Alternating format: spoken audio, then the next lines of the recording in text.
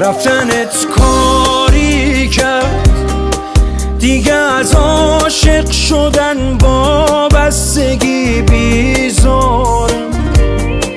باورم ریخ به هم به تموم آدما، حتی خودم شک دارم. دیگه جای دست تو دستامو مش میکنم، توی جیبم میذارم. منو به دست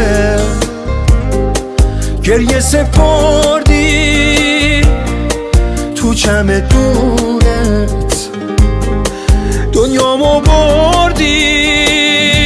بگو از چی رنجیدی، چی گفتم که ترسیدی، به جز عاشق بودن چی خواستم ازت.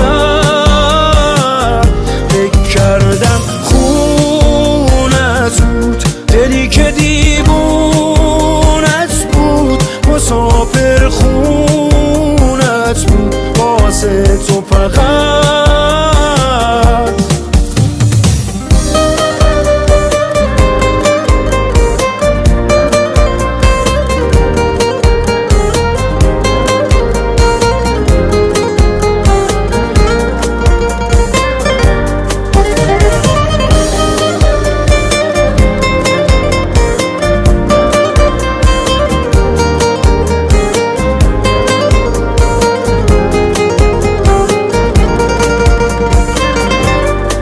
جای تلخش اینجاست، هنوزم نمیتونم که بی خیالت باشم.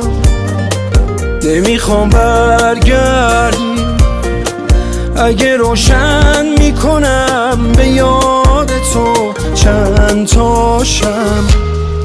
آخه میترسم تو رو اگه از یاد ببرم، بیشتر از این تنهاشم.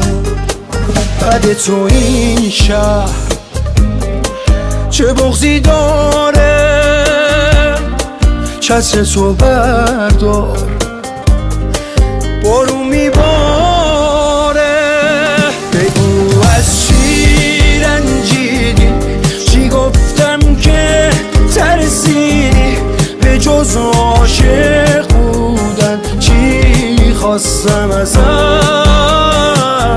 فکر کردم خونت بود، دلی که دیوونت بود، مسافر خونت بود واسه تو فقط.